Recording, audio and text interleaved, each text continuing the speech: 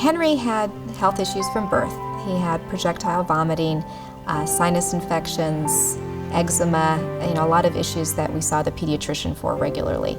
There were tests and there were procedures and there were hospitalizations, and it wasn't until he was in 9th grade that he was actually diagnosed with celiac disease, and that was by accident. I knew I was getting sick, I didn't know why, and that was a source of frustration because I couldn't control for when or how or why I would all of a sudden be sidelined for 2 to 3 days. I was out of school very often with stomach pains, sidelined for 3 days. I would have to miss sports games, pizza parties, birthdays, you name it. And it wasn't until somebody decided that he probably needed sinus surgery and he was going to have a preoperative testing for the sinus surgery that I said to the pediatrician at this point, run everything. I don't care what it costs. I don't care if insurance covers it. We need to run everything that hasn't been run before because I know my child and there's something seriously wrong. I had probably a gallon of blood drawn from me in 18 different tubes. They tested for everything that could have been tested for. And when the panel came back, I had incredibly high celiac antibodies. I got a call from the pediatrician who said that his antibodies were, in her words, off the chart, and that he had celiac disease. My favorite foods included pasta, pizza, burritos, everything that a traditional 14-year-old would absolutely love. And when I found out I couldn't eat it, the next 6 months were very, very tough adjusting. I did start immediately cooking gluten-free for the family. What is terrific is the profusion of gluten-free products. Even 5 years ago, you could not find gluten-free bread in the grocery store.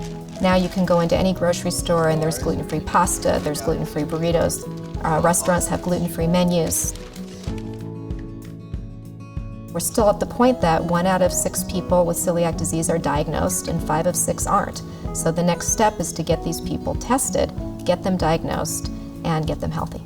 The accuracy rate is so high nowadays for such little effort. Had I been able to do that, I might have been diagnosed 3 or 4 years earlier. The big piece now for us is to educate the physicians so that they're the ones who recommend the tests. And the other piece of it is that people with celiac disease have other issues.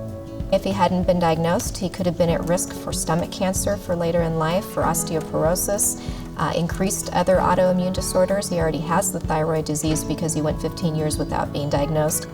We hear from many, many people on a weekly basis who are putting themselves on the gluten-free diet because they think they have celiac disease. And the danger in that, without having the confirming blood test and the biopsy, you are not doing your further workup to find out if you have any of these other things, and that's pretty dangerous.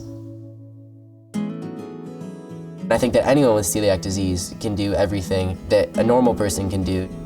It still remains with me that I have the disease, and obviously if I go out with friends or if I go to a party, there are some restrictions and some dietary needs and steps that I have to take. But I go to the gym, I play in intramural sports, I go to college. My big moment came when he went to celiac camp and he was a junior counselor. And he came back from camp and he posted on Facebook. He posted on his Facebook page, celiac diagnosed May 2008. And that is when I knew that he was okay and we were okay and it was going to be okay.